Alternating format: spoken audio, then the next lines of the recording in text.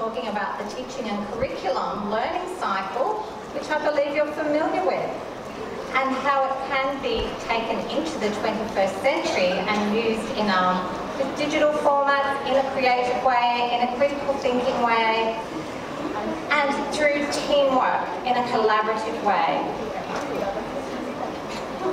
So, I don't know if you can see that, but I happened to have a lovely few days down at Keary Beach earlier in the week. But this is me 3 weeks ago at our holiday house in Melbourne, in the south of Australia, and as you can see, it was winter, and I was very wrapped up. So we'll come to Keary Beach at the end of the presentation. So I'm going to be introducing the teaching and learning cycle, talking about how we introduced it to first year teacher education students, and how and this presentation is it's going to be all about storytelling. So, what's stories? We tell stories to children, and we tell stories to each other. And as teacher educators, this is a presentation about the reflective small stories that we told to each other. And Brenton Dorp and Glenn Auld and Muriel Wells say, in becoming a teacher of language and literacy, you're joining a huge conversation in which teachers and researchers from around the world are engaged, sharing their experiences and trying to learn from one another. And I think that's what we're doing at this conference. So, because it's all about storytelling, I'm going to read to you a story from our First Nation people in Australia, the Aboriginal people of Australia.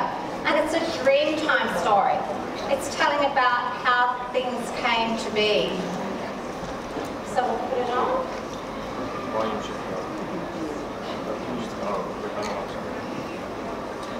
It's not playing. We'll just see if it plays. I have the story here, but the audience is a little bit big for me to read the story to you. So it's a big book.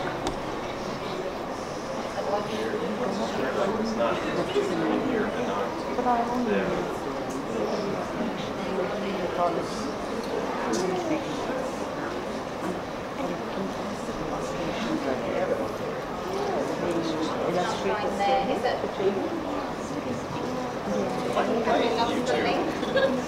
So we are play it.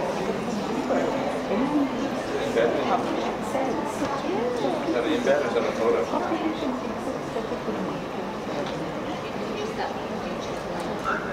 YouTube link isn't working. Yes, read it out to us, Sam. So it's all about how the birds got their colours. And just like an elementary school teacher, I'm going to read you the story. Oh, we have it on YouTube. Oh, okay. You ready? Here we go.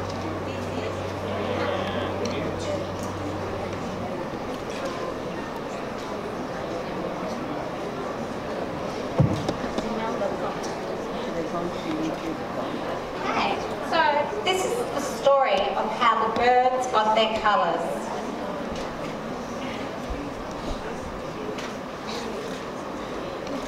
Long, long ago, in the dream time, when the land and animals were being made, all the birds were black, all one colour, till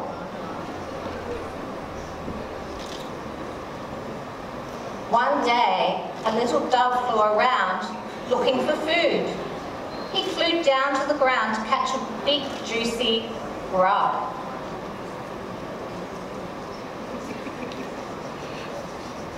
But instead, he landed right on a sharp stick. He pierced his foot and that made him very sick. For days he lay on the ground in pain. His foot swelled up. He was dying.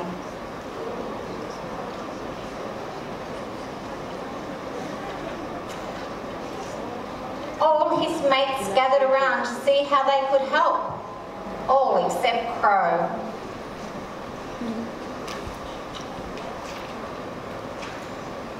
oops, he just wandered around with his hands behind his back. Suddenly the parrot rushed forward and with his beak burst the little dove's swollen foot.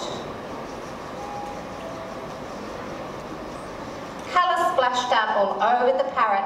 Red and green and blue ran down her chest, wings and tail.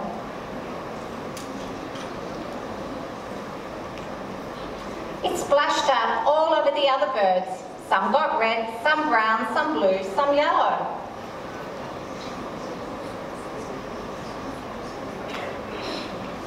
Some got spots, some got stripes, all got colours.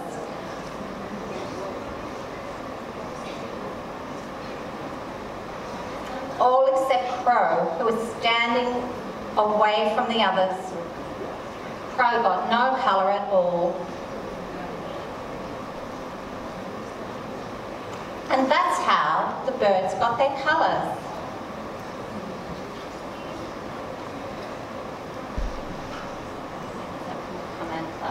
Yep. Thank you.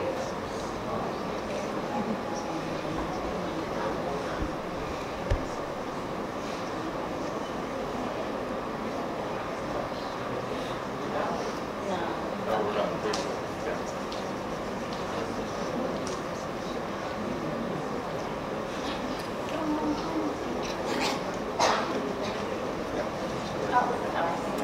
So, I thought I'd show you some birds that live near our beach, some rosellas and parrots with their beautiful colours.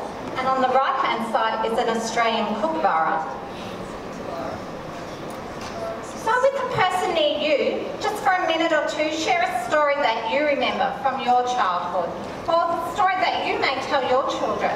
What's a favourite story of yours? So maybe talk to somebody next to you. The girl who lived in the little flower. And I was like, that small as it come and that was it. Something that small as a that, and then you say how big is the eye. Small things and those things really because it's so engrossing.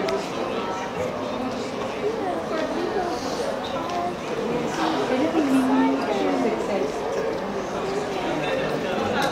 Okay, so now we're going to talk about how to teach language in context and through storytelling and through the sharing of stories. And we did this project in conjunction with the Victorian Association of TESOL and our Department of Education. And we worked at the university with our higher education students, teacher students, on this project. So there were 150 first year pre-service teachers. There was about 30 students per tutorial. They were doing a Bachelor of Education Honours, primary and secondary, a 4-year course, and it's their second semester at uni. So they're fairly new to university life. It was a 12-week unit with 24 hours of tutorial time, and they had 2 assignments to complete. So the second assignment involved them creating a picture story group, which they did in small groups. And then they had to use the teaching and learning curriculum cycle, which I'm going to take you through, to teach their small group to elementary school students.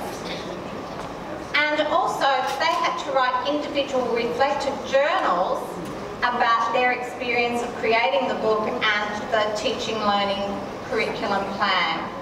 And that's what we modelled to them as teacher educators as well. So it worked on a meta level. And these were the teacher educators who I worked with, myself, Kelly, Karina and Arel. And every week we would have a meeting before we had our tutorials and took it in turns to prepare the tutorial for the next week. And we would talk about how we understood the teaching and learning cycle and share our stories about how we would think about it and teach it. So what is the teaching and learning cycle? I think some of you may be familiar with it. It's about engaging students with rich, substantial content So through introducing stories or some substantial content before we begin digging down deep into the explicit language demands of the task, providing lots of scaffolding, and we just heard about the zone of proximal development and Vygotsky's model, and purposely interacting the different modes, oral language, reading, writing, and visual information, and listening. So, we're going to walk our way around the teaching and learning cycle and first begin with building the field. So building the field is about reading other versions of the story, talking about the ideas and the themes that come out of the story. So in this instance, it was about the dream time. Reading for pleasure and looking for other visual images that represent what we're trying to think about and write about, and discussing the story, and pre-teaching vocabulary, because vocabulary is a very important part of language learning. So Kelly, it was Kelly's turn to prepare the tutorial for that week. And can we listen to some of what Kelly says? Is that possible? Let's try and hear what Kelly said when we met for our weekly meeting. We'll see if it works. It's really important that we give school students a whole variety of different ways to make meaning. And then thinking about information transfer, so thinking about how do we then shift from that oral to the written. So Kelly's talking about when we're teaching, the teaching and learning cycle and building the field, we need to have lots of oral language and discussion first. But how do we then shift to helping the students to learn to write? And then she goes on to say,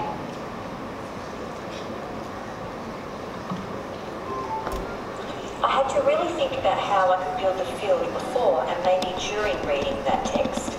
I particularly used videos in this particular instance, because up to that point, we actually hadn't used videos to think about building up content knowledge. I wanted to make a connection that we could use. It wasn't just about reading another picture storybook with that particular theme, that we could actually do it with videos as well. We could do it using pop culture. okay, so Kelly's talking about, in this instance, we had read a book to the students, and so then sharing, building the field with the students and building the content knowledge and building the students' vocabulary through the use of other types of video clips. So she goes on to talk about how we can do that in multimodal ways, using images, using text, using touch, using a range of different modes. And that provides a space for children, for students to be creative. So let's see if we can play this one. So we're going to build the field about how the birds got their colours and share another Dreamtime story to think about what are the themes, similar themes that come out of this story that we can relate to the how the birds got their colours story. And we can have it on this time. Named Keary, lived in the southern New South Wales. He was bigger than any other frog and wandered around the plains of Riverina. One morning, Keary awoke with a great thirst and began to drink up all the waters from the water holes, rivers and lakes. He drank until all the waters were held in his swollen body. All the animals and people were dying with thirst, and it was only a matter of time before they all died. A great council of the animals was held to work out a solution. The wise owl suggested that if the frog was made to laugh, the waters would wash out of his mouth and there would be plenty for all. So all the animals gathered around Keary, one after another,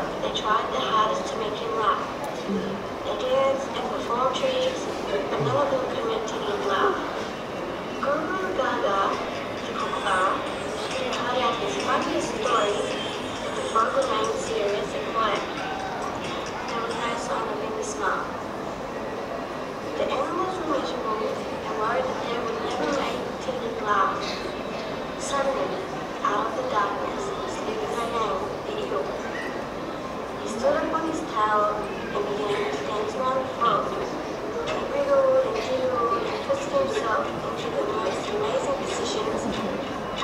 He finished his dance by spinning around so fast that he became a blur. Slowly, the corners of Judy's mouth started to curl and his big fat belly began to wobble as he started to laugh. He tried to hold his sides to stop laughing, but he laughed and laughed until all the water came gushing out. As a result, there was a great flood filling the waterholes, rivers and lakes. Animals and people were no longer thirsty, and the land was restored to a land of paradise, providing food, water and shelter for all. So that's another Dreamtime story that helps us build the field and develop and build the language around the Dreamtime stories.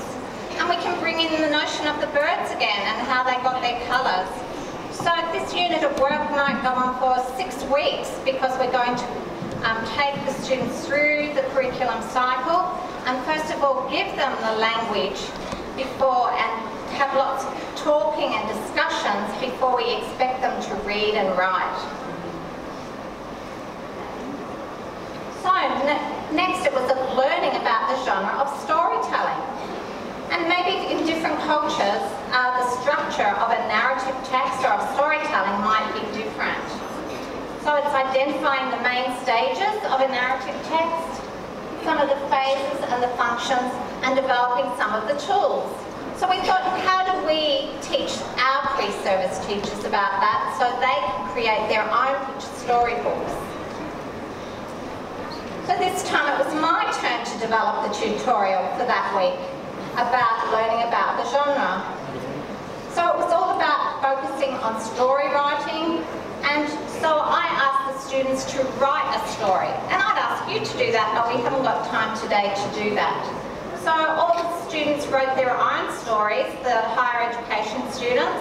They had about 5 to 10 minutes. And because 20% of our students were international students, we had all different types of stories. And the students shared them with each other, and they talked about, well, did your story have an introduction? Was there some sort of complication in your story? Was there a resolution? Was there a conclusion? What sort of language did you use in your story? Were there descriptive words like adjectives and adverbs? How did you develop the setting, and how did you develop the characters in your story?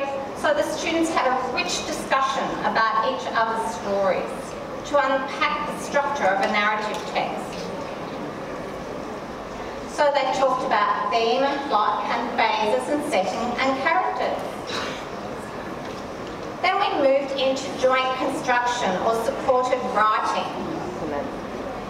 And this was Karina's turn to develop the tutorial for that week. So we decided to jointly construct a story with the students on the whiteboard. So for each group of 25 to 30 students in the tutorial, we wrote our own story, innovating on the story that we had told. So in this instance, we would innovate on the story of how the birds got their colours. And this provided a scaffold for children to, and the students to go on with their writing. So maybe we could innovate on the story by saying, well, changing the character and maybe changing it to a snake instead of a bird. So this is the story of how the snakes got their colours.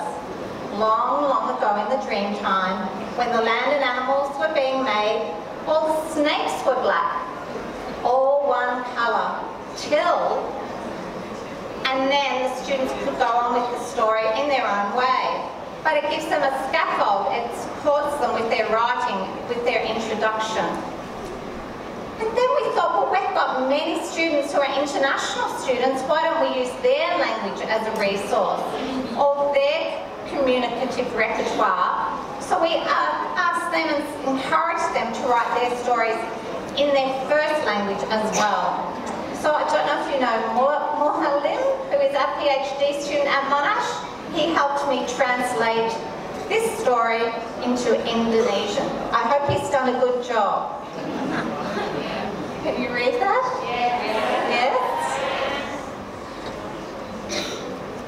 But Karina was talking about how a group of students in her class decided to use Google Translate and then dictionaries, and they translated their story word for word. And the problem was that the story lost its meaning. So when we translate, we also have to think of, we're still telling a story and we want it to be full of rich vocabulary and rich language, and we want it to have the same meaning. So Karina had a conference with her international students about, well, that's a really nice story, but you've lost it in translation when you're translating it from Chinese into English, and we have to think about the language that we use.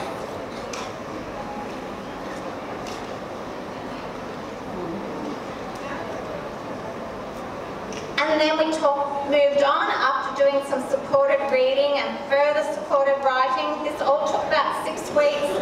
We moved on to independent writing, where the students could write their own short stories for elementary school students. So first of all, we did a recap on the teaching and learning cycle, and it was time to differentiate. So how different students needed different types of support to write independently. So sometimes independent writing, we think, oh, we can send the students to their desk and begin to write. But we realise that's not the way to go. The students still need a lot of support when they're going about their writing independently. So that's what Narelle talked about when we had our weekly meeting. So Narelle suggests we introduce the idea of editing versus proofreading. So we made choices about, well, there's secretarial types of things like spelling and punctuation and handwriting and keyboarding, which are important. But also there's the other side, the authorial skills. How do we organise our ideas and information to make meaning? How do we use different types of sentence structures? Short sentences, long sentences, simple, compound, complex. And what about our vocabulary choice? How can we make our stories richer through the types of descriptive words that we're using? So now I'll show you an example of a bilingual picture storybook that a small group of our higher education students made in a digital format. Yep, and you'll have to click through it.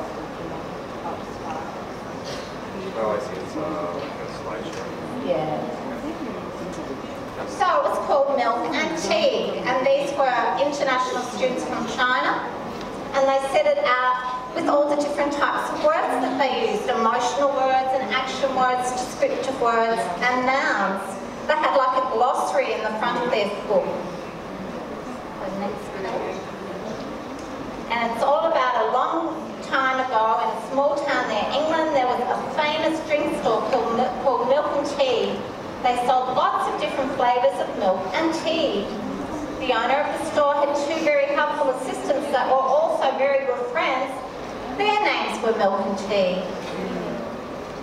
Milk and Tea loved to help out all the customers at the store by providing many types of milk and tea. Lots of customers came every day, so the drinks in this store always sold very quickly. One day, a group of energetic school children from the town were heading to Milk and Tea. As they approached the store, they met an old man sitting outside. The man was tanned and muscled. His name was Mr. Strong. He told the children a secret. You have to drink lots of milk so you can grow up quickly and healthy like me. I am already 70 years old. I still drink milk every day because it gives me calcium that makes my bones strong. The children shared this secret with everyone in the town. Shortly after, all the children and adults in the town went to Milk and Tea every day to buy lots of milk. However, this caused a serious problem since everyone was buying lots of milk. No one was purchasing tea. And I think we can hear the Chinese translation as we press the button. The poor tea felt very unwanted, disappointed, and saw how popular milk was becoming. 可怜的茶感到非常被需要和失望，并且也看着牛奶变得越来越受欢迎。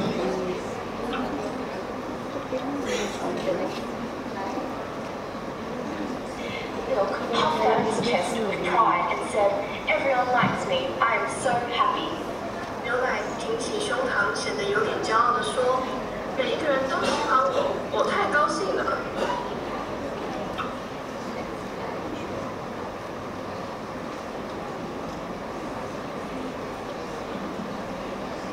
After hearing this, Tea felt jealous and frustrated. She frowned and stamped her feet in anger. Then she jumped at Milk and gave him a hard push. They started to wrestle, and the milk and tea inside them started splashing around everywhere. 听到这句话之后，茶感到非常嫉妒又沮丧。他边皱眉边跺脚地表示愤怒，然后他跳进了牛奶里，并且用力地推了他一下。他们开始打架，杯子里的牛奶和茶开始喷得到处都是。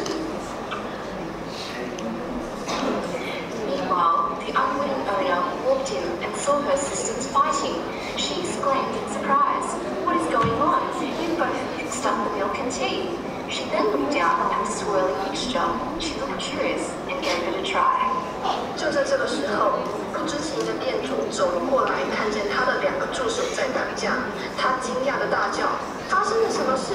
你们已经混合了牛奶和茶。”然后他低头看了这杯还在旋转的混合物，他看起来很好奇，并且尝试了一下。So we might just leave the story there and you can think of your own ending for the story. So can I go to the next slide? So the students, the pre-service teachers created their own picture storybooks, but the next step was they had to develop a plan using the teaching curriculum cycle, teaching and learning curriculum cycle, to teach their picture storybook to elementary school students. So they had to walk through how were they going to build the field, how were they going to provide supported writing, how they were going to do supported reading and joint construction and modelling, and how were they going to do independent writing, provide for independent writing with the students.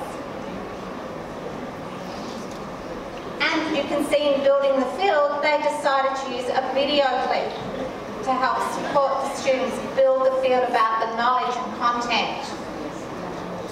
And then finally, they had to say, well, how are they going to assess the unit with the students in a meaningful way? And sometimes they had to talk about how they would do it in a formative way and in a summative way. So how are they going to assess what the students were learning as they went along through the curriculum cycle and then at the end of the unit of work. And individually, each of those students also had to write reflections about the process of creating the book and the teaching and learning curriculum cycle plan. And I was so happy that Cynthia said, I was always so surprised by my love for creating and reading books, as if a spark from my childhood was reignited, and I fell in love with storybooks all over again. And I thought that was so moving, that as a higher education student, she fell in love with telling stories again. And I think that's what we want to give to our students, the pleasure of reading and creating and writing. So then we reflected as pre-service teachers on our unit of work and how we went about it. And Narelle said, I feel very competent now about using the teaching and learning cycle as a way of teaching. And yeah, I guess I know more about the intricacies of it. I feel really confident in being able to talk about it and workshop it with students.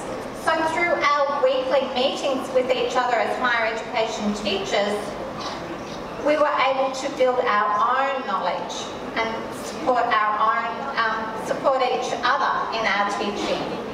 and we learned each week, and each of us was building on our own understanding, said Kelly. So, our small stories explored for us the thinking behind the choices we made about how to teach, and how to teach the teaching and learning cycle and the narrative genre. The purposes and consequences of our teaching, which sometimes can get lost in the busyness of everyday classroom life.